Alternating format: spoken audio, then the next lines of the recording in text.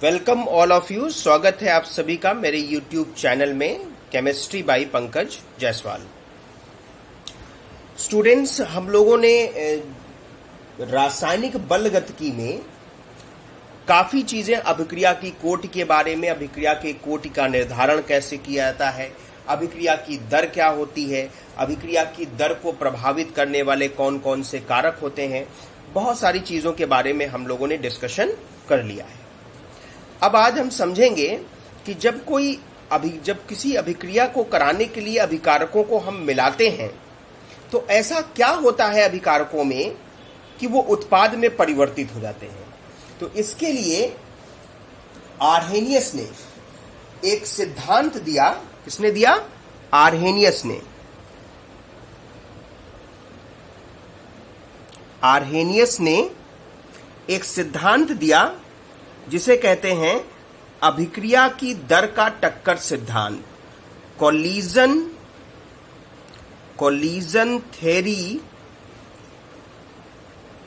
Of reaction rate.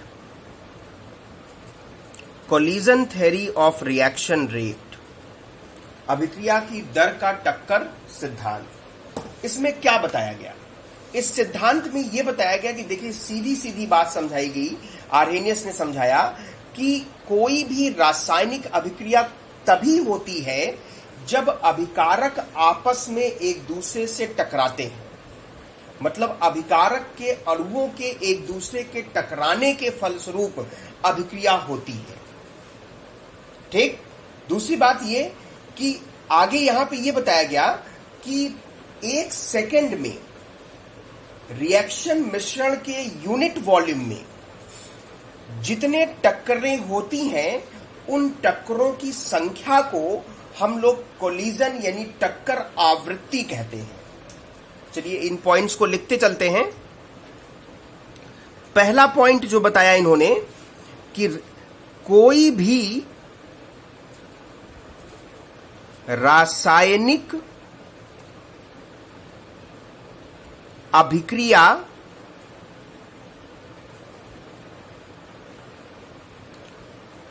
अभिकारी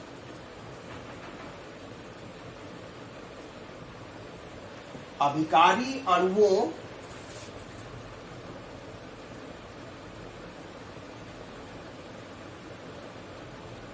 के मध्य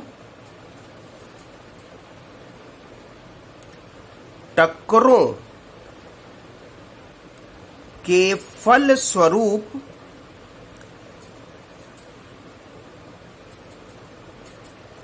होती है। मतलब अभिक्रिया तभी होगी जब अभिकारक के अणु एक दूसरे से टकराएंगे, तभी रासायनिक अभिक्रिया का हो पाना संभव है। अब इसमें आगे बताया दूसरा पॉइंट, 1 सेकंड में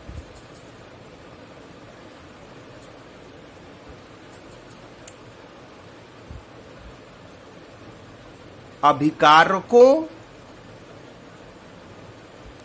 के एकांक आयतन में, अभिकारकों या अभिक्रिया के एकांक आयतन में अभिकारी अणुओं के बीच टक्करों की संख्या को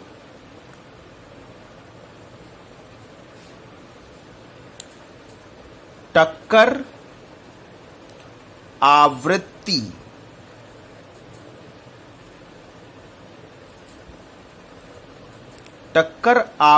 कहते हैं। मतलब 1 सेकंड में जितने नंबर ऑफ कोलिजन्स होंगे, है ना, अभिकारकों के अणुओं के बीच, उन नंबर ऑफ कोलिजन्स को यूनिट वॉल्यूम में हम लोग कहेंगे क्या? टक्कर आवृत्ति या कोलिजन फ्रीक्वेंसी। अब तीसरा पॉइंट क्या समझाया? तीसरा पॉइंट यह समझाया कि वैसे तो देखिए सारे अभिकारकों के सारे अणुओं के बीच टक्करें होती हैं, अभिकारक के सारे अणु टक्कर में भाग लेते हैं सभी टकराते रहते हैं एक दूसरे से, लेकिन सभी टक्करों के फलस्वरूप अभिक्रिया नहीं होती। जिन टक्करों के फलस्वरूप अभिक्रिया होती है और उत्पाद बनता है, उन टक्करों को प्रभावी टक्कर और बाकी सभी को अप्रभावी टक्कर कहते हैं। ठीक? वैसे तो सभी अभिकारी अणु एक दूसरे से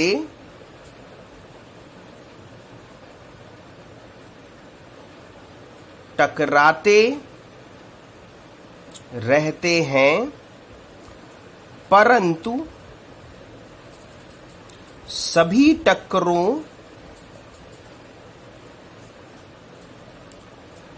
के फलस्वरूप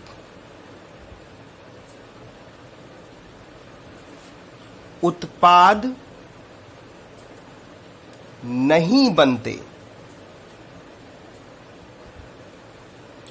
जिन टक्करों से उत्पाद का निर्माण होता है, उन्हें प्रभावी टक्कर तथा अन्य सभी टक्करों को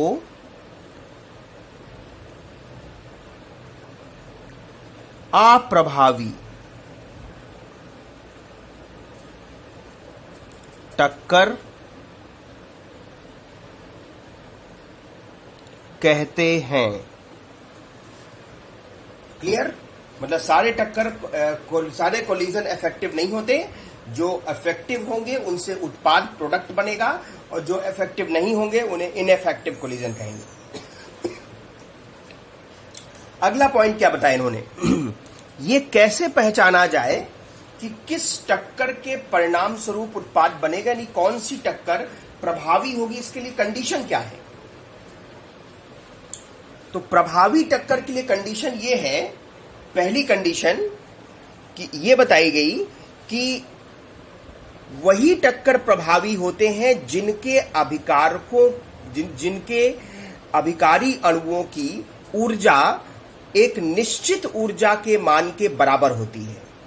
मतलब एक मिनिमम एनर्जी जिनके पास होती है, एक न्यूनतम ऊर्जा जिनके पास होती है ना, जिसके फलस्वरूप प्रभावी टक्करें होती हैं, है ना। तो तब उन्हीं अणुओं से प्रभावी टक्करें हो सकती हैं, और अगर उस ऊर्जा से कम ऊर्जा अणुओं के पास है तो टक्करें प्रभावी नहीं होती। ऊर्जा के इस न्यूनतम मान को देहली ऊर्जा कहते हैं। क्या कहते हैं? देहली ऊर्जा। यदि अभिकारी अणुओं की औसत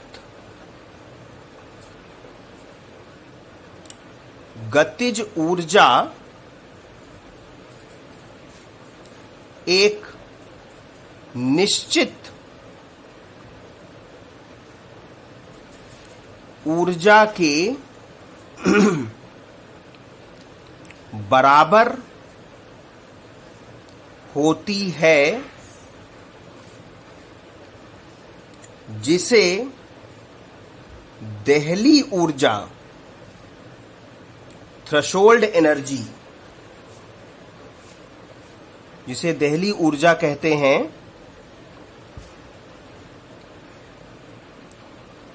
निश्चित ऊर्जा के बराबर होती है, तभी ये अणु प्रभावी टक्कर के फलस्वरूप उत्पाद का निर्माण करते हैं।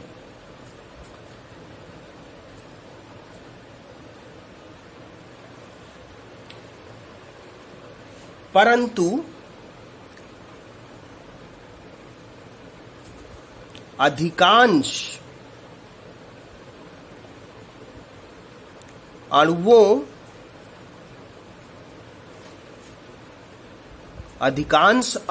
की औसत गतिज ऊर्जा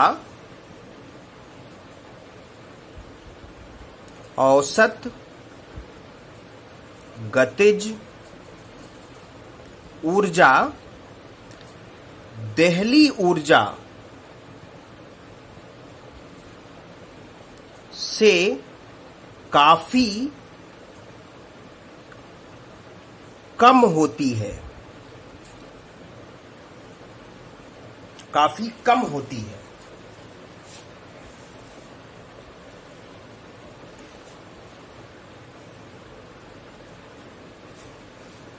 अतः इनकी ऊर्जा को देहली ऊर्जा के बराबर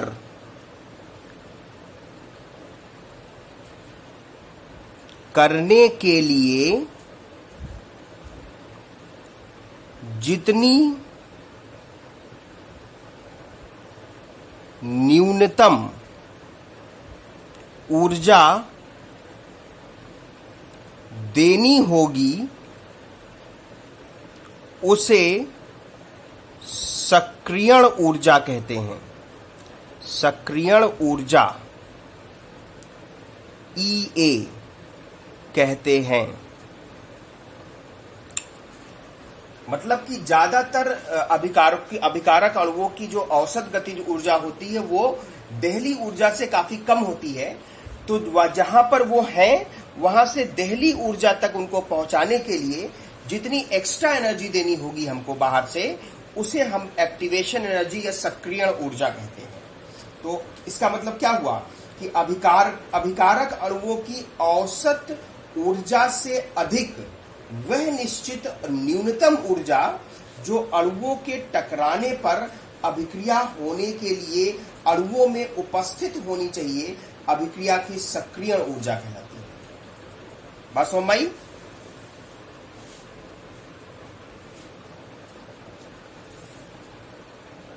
अतः मैं लिख देता हूं, अभिकारक अणुओं की औसत ऊर्जा से अधिक अभिकारक अणुओं की औसत ऊर्जा से अधिक वह निश्चित न्यूनतम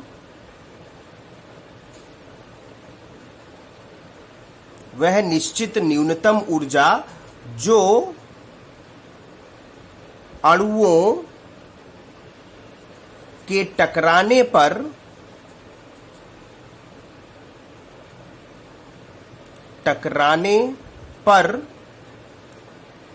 अभिक्रिया होने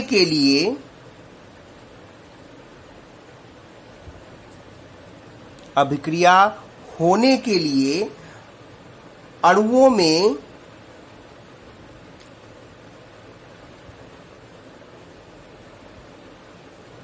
उपस्थित होनी अनिवार्य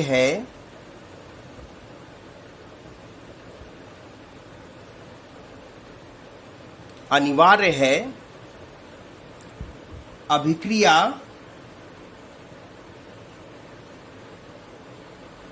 की सक्रियण ऊर्जा कहलाती है। सक्रियण ऊर्जा कहलाती है एक्टिवेशन एनर्जी, इसको इंग्लिश में कहते हैं एक्टिवेशन एनर्जी। ठीक है, इसको थोड़ा सा ग्राफ बना के अच्छे से समझा जा सकता है। जैसे ये देखिए,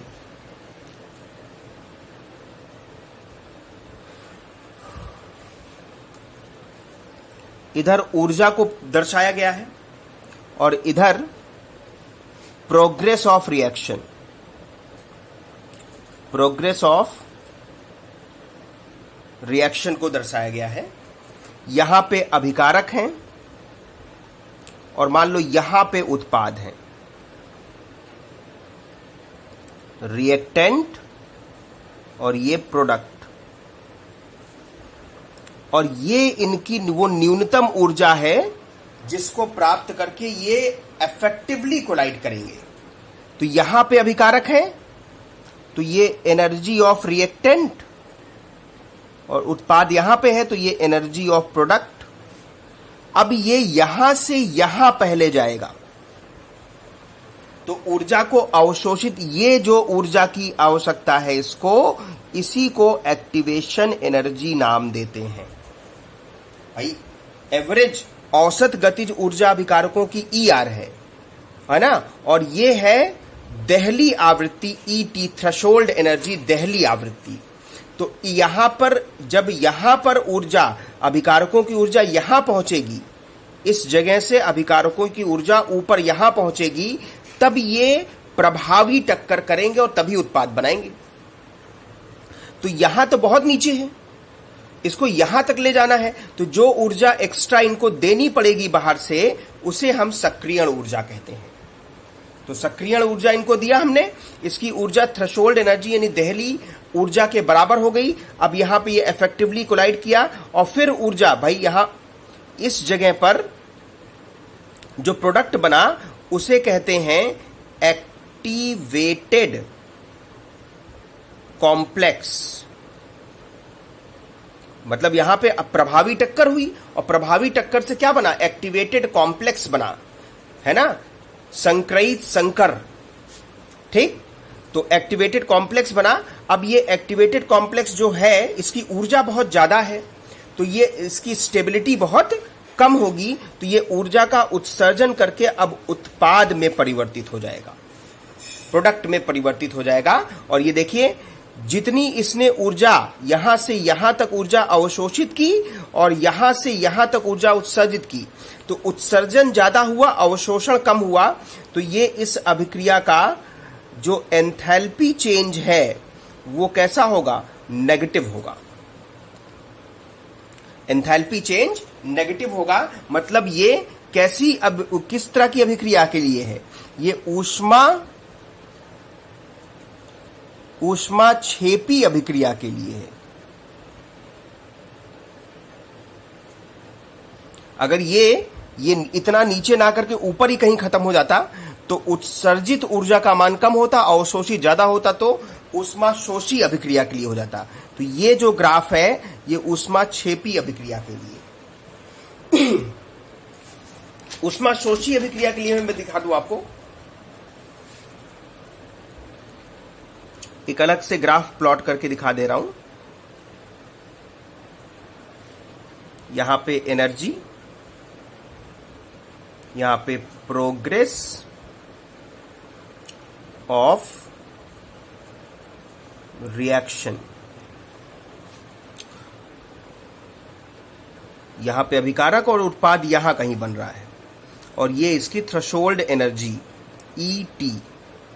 तो ये ऊर्जा उत्सर्जित अवशोषित करेगा, पहले यहां तक जाएगा, तो ये आपकी सक्रियण ऊर्जा हो गई, और यहां पे एक्टिवेटेड कॉम्प्लेक्स बना, और फिर ये ऊर्जा उत्सर्जित करके उत्पाद में परिवर्तित हो गया। ये हो गया प्रोडक्ट और ये है रिएक्टेंट। इसकी ऊर्जा ER और इसकी ऊर्जा EP। तो देखिए ये आपका आएगा डेल्टा H, और अब की बार ये कैसा होगा, पॉजिटिव होगा।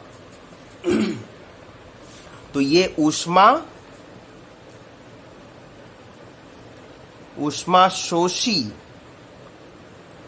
अभिक्रिया के लिए है, ऊष्माशोषी अभिक्रिया के लिए है। ठीक है, और उत्क्रमणीय अभिक्रिया के लिए भी प्लॉट कर सकते हो। उत्क्रमणीय अभिक्रिया के लिए इधर से भी अभिक्रिया होनी शुरू हो जाएगी, बैकवर्ड डायरेक्शन से भी, तो इधर से भी सक्रियण ऊर्जा लगेगी और इधर से भी सक्रियण ऊर्जा लगेगी, दोनों तरफ से सक्रियण ऊर्जा इन्वॉल्व हो जाएगी। आ रही बात समझ में? तो ये तो हो गया ऊर्जा के माध्यम से, मतलब कि अब देखिए कि अभिकारक जो है, अभिकारक अणु, इनके बीच क्या होती है, इनकी अगर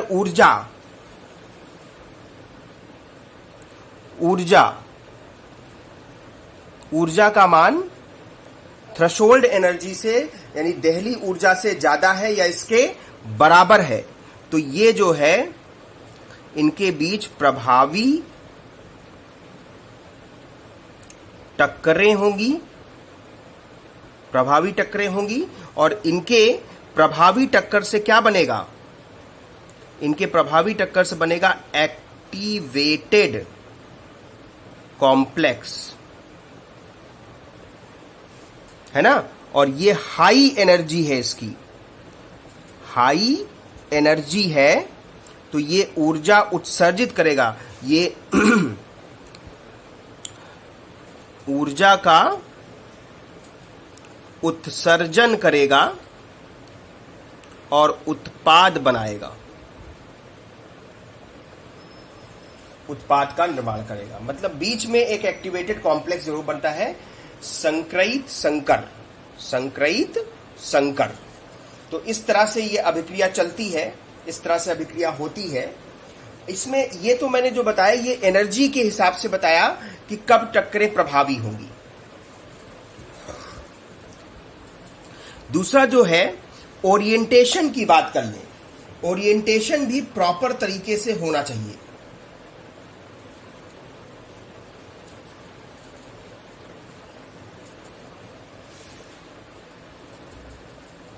ऊर्जा के साथ साथ अणुओं के दिक् विन्यास भी अनुकूल होने चाहिए, अनुकूल होने चाहिए। पता लगा ऊर्जा तो बहुत है लेकिन उसके दिक् विन्यास अनुकूल नहीं है। ये इसका क्या मतलब है, देखिए मैं समझाता हूं। जैसे एक अणु ये है A2, एक अभिकारक अणु है और दूसरा अभिकारक अणु है ये B2। ये इस तरह से दिक् विन्यासित हैं कि इनके बीच प्रॉपर कोलिजन हो पाएगा, इनके बीच कोलिजन में कोई समस्या नहीं आएगी। और ये AB, AB,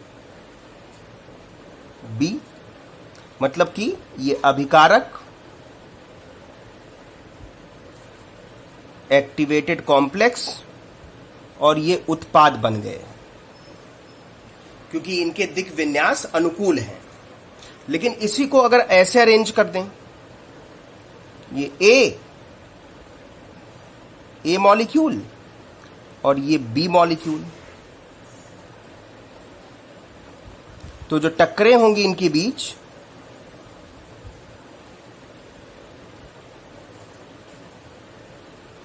है ना, एक्टिवेटेड कॉम्प्लेक्स तो बनेगा लेकिन ये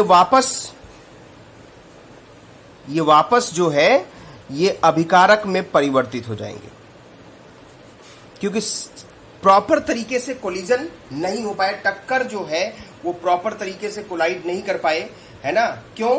क्योंकि इनका दिक् विन्यास अनुकूल नहीं है, तो इसमें कोई उत्पाद नहीं बनेगा जबकि इसमें उत्पाद बनेगा।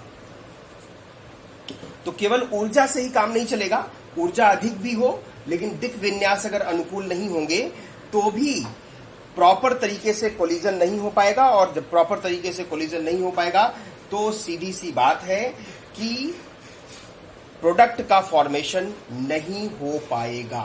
प्रोडक्ट यानी उत्पाद का निर्माण इस केस में नहीं हो पाएगा। तो समझ में आई बात? मतलब टक्कर सिद्धांत के बारे में, टक्कर सिद्धांत में जो बताया गया उसमें यह बताया गया कि अभिकारक के अणु जब टकराएंगे तभी अभिक्रिया होगी और उत्पाद बनेगा। सभी टक्करों के फलस्वरूप अभिक्रिया नहीं होती, यानी उत्पाद का निर्माण सभी टक्करों से नहीं होता, केवल उन्हीं टक्करों से होता है जिनकी ऊर्जा के एक निश्चित मान यानी कि देहली ऊर्जा के बराबर होती है या उससे अधिक होती है, और जिनके दिक् विन्यास अनुकूल होते हैं। ठीक है, ज्यादातर अणुओं की जो औसत गतिज ऊर्जा है वो देहली ऊर्जा से काफी कम होती है, तो उनकी ऊर्जा को देहली ऊर्जा तक पहुंचाने के लिए जितनी ऊर्जा बाहर से देनी पड़ती है उसे हम कहते हैं सक्रियण ऊर्जा, एक्टिवेशन एनर्जी। शॉर्ट फॉर्म में हम उसको EA से रिप्रेजेंट करते हैं। तो मेरे ख्याल से ये बात सबको समझ में आ गई होगी। और एक चीज मैंने समझाया आपको इसमें कि जब भी अभिकारी अणुओं की ऊर्जा देहली ऊर्जा के बराबर या उससे अधिक है और उनके दिक् विन्यास अनुकूल हैं, तो वो जो है इफेक्टिवली कोलाइड करते हैं, प्रभावी टक्कर होती उनके बीच, और फलस्वरूप वो क्या बनाते हैं? वो बनाते हैं एक्टिवेटेड कॉम्प्लेक्स। और इस एक्टिवेटेड कॉम्प्लेक्स की ऊर्जा बहुत अधिक होने के कारण इसका स्थायित्व तो बहुत कम होता है, इसलिए ये ऊर्जा का उत्सर्जन करके उत्पाद में परिवर्तित हो जाता है। यदि ऊर्जा अभिकारी अणुओं के मध्य ऊर्जा तो है, अभिकारी अणुओं के पास ऊर्जा काफी पर्याप्त मात्रा में है, लेकिन उनके दिक् विन्यास अगर अनुकूल नहीं है तो प्रभावी टक्कर नहीं होती और जो एक्टिवेटेड कॉम्प्लेक्स है वापस अभिकारकों में परिवर्तित हो जाता है। आ गई बात समझ में? अब आइए चलते हैं। ये तो टक्कर सिद्धांत की बात हुई। अब टक्कर सिद्धांत से हम एक प्रॉपर्टी एक्सप्लेन करेंगे यहां पर, है ना, जो हम लोगों ने अभिक्रिया की दर को प्रभावित करने वाले कारकों में पढ़ा था। मैंने वहां पे आपको बताया था कि ताप भी एक कारक है जो अभिक्रिया की दर को प्रभावित करता है। हमने थोड़ा सा समझाया था आपको कि जनरली ये देखा गया है कि सिर्फ 10 डिग्री सेंटीग्रेड ताप बढ़ाने पर अभिक्रिया की दर 2 गुनी या उससे अधिक हो जाती है। ऐसा क्यों हो जाता है, इसका एक्सप्लेनेशन अब हम लोग टक्कर सिद्धांत के आधार पर कर सकते हैं। तो अभिक्रिया की दर पर ताप का प्रभाव, अभिक्रिया की दर पर ताप का प्रभाव।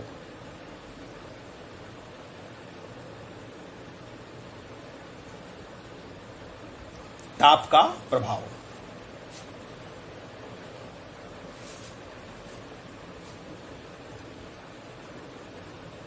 ताप बढ़ाने पर अभिक्रिया की दर बढ़ जाती है,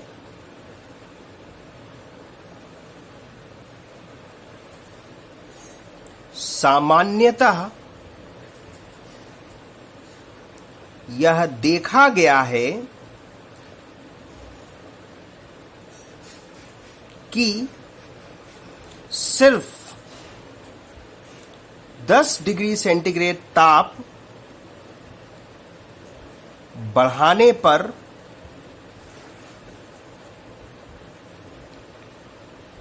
अभिक्रिया की दर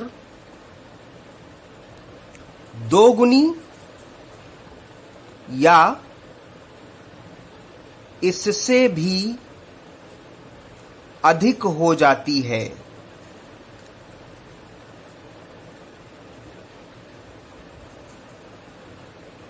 ये तो हमने आपको बताया है। अब देखिए, अभिक्रिया की दर पर ताप के प्रभाव को ताप गुणांक के पदों में प्रदर्शित करते हैं। इसके पदों में ताप गुणांक हुए। तो ताप गुणांक क्या है? अभिक्रिया की दर पर ताप के प्रभाव को ताप गुणांक के पदों में प्रदर्शित किया जाता है। अब ये ताप गुणांक क्या है? देखें, ध्यान से समझें। ताप गुणांक, सीधे मैं फॉर्मूला लिख के बता दे रहा हूं। ताप गुणांक ईटा से रिप्रेजेंट करते हैं। हमने क्या बताया कि 10 डिग्री सेंटीग्रेड ताप बढ़ाना है। तो मान low temperature small T degree centigrade था, तो 10 डिग्री सेंटीग्रेड बढ़ा दिया तो क्या हो गया? T + 10 degree centigrade. मैंने आपको समझाया था इस प्रारंभ में ही कि अभिक्रिया का जो वेग स्थिरांक होता है वो सिर्फ और सिर्फ ताप के मान पर निर्भर करता है। तो जो आपने ताप बढ़ाया है ना, T + 10 डिग्री सेंटीग्रेड ताप पर वेग स्थिरांक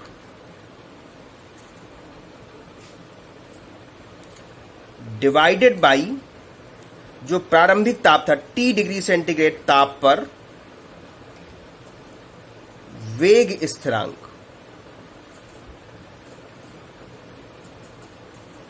इसे कहते हैं अभिक्रिया का ताप गुणांक।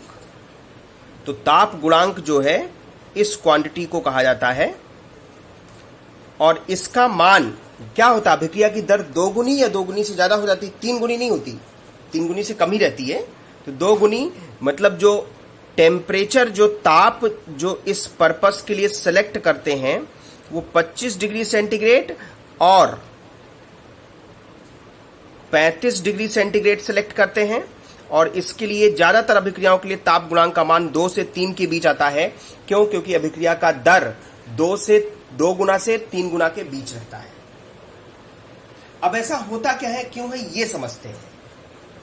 इसको हम ग्राफ के माध्यम से समझ सकते हैं कि ऐसा क्यों परिवर्तन हुआ। देखिए, T डिग्री सेंटीग्रेड पर एनर्जी और फ्रैक्शन ऑफ मॉलिक्यूल्स के बीच अगर ग्राफ प्लॉट करें तो T डिग्री सेंटीग्रेड पे ये ग्राफ कुछ ऐसा मिलता है,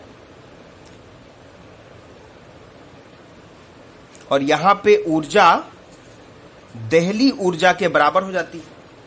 तो इसके आगे वाले जो फ्रैक्शन ऑफ मॉलिक्यूल आएंगे वो प्रभावी टक्करें करेंगे और उत्पाद बनाएंगे। ये एरिया ए देख रहे हैं, है ना? यहां पे प्रभावी टक्करें होंगी, प्रभावी टक्करें मतलब उत्पाद इन्हीं से बनेगा। यही अभिक्रिया की दर निर्धारित करेंगे। ये आपने T डिग्री सेंटीग्रेड पे प्लॉट किया। अब इसी को 10 डिग्री सेंटीग्रेड जब ताप बढ़ाया गया, 10 डिग्री सेंटीग्रेड ताप जब बढ़ा दिया गया, T डिग्री सेंटीग्रेड पे कैसा बना था?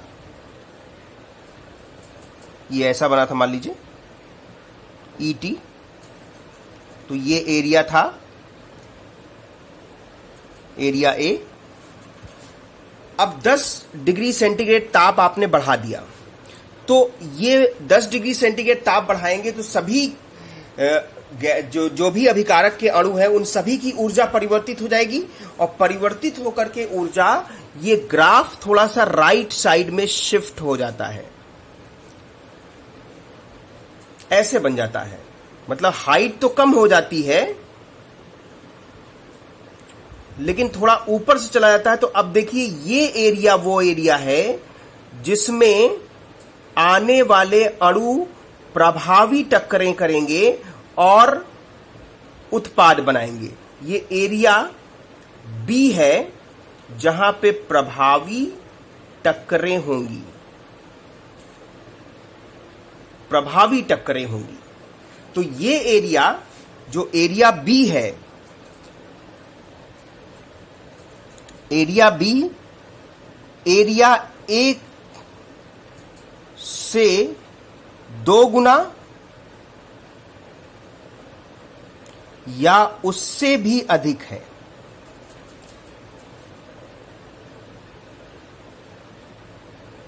अतः अभिक्रिया की दर 10 डिग्री सेंटीग्रेड ताप बढ़ाने पर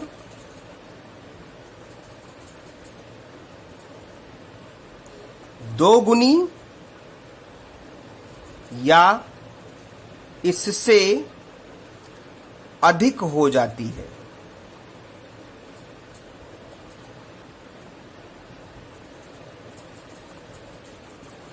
तो इसलिए अभिक्रिया की दर 2 गुनी या इससे अधिक हो जाती है। तो आज के लिए इतना ही। इसी को आप पहले अच्छे से समझ लें, है ना। इस वीडियो को अच्छे ध्यान से देखिए, और काफी थोड़ा सा कॉम्प्लेक्स है, इसलिए हो सकता है समझने में थोड़ी समस्या हो। इसको अच्छे से समझ लीजिए, है ना। अगर कोई समस्या हो फिर भी तो मुझे कमेंट बॉक्स में बताएं अपनी समस्या, मैं समस्या का समाधान करूंगा। और क्वेश्चन पे भी जरूर फोकस करें। इस टॉपिक में जो हम अभिक्रिया की दर पर ताप का प्रभाव पढ़ रहे हैं, इस पे आर्हेनियस ने क्या अपने विचार रखे और कैसे इसको कैलकुलेट किया, कैसे एक्टिवेशन एनर्जी का कैलकुलेशन किया जाएगा। तो न्यूमेरिकल वाले पॉइंट पे इसके, अभी ये टॉपिक खत्म नहीं हुआ, इसके न्यूमेरिकल वाले सेक्शन पे आएंगे। न्यूमेरिकल वाले सेक्शन में हम लोग एक्टिवेशन एनर्जी कैलकुलेट करने का तरीका सीखेंगे, बहुत इंपॉर्टेंट है। तो उसको हम अगली क्लास में पढ़ेंगे। आज की क्लास में इतना ही। आप लोग अच्छे से पढ़ें, अपना ध्यान रखें और क्वेश्चंस जरूर करें। तब तक के लिए, अगली क्लास तक के लिए सभी लोगों का बहुत बहुत धन्यवाद।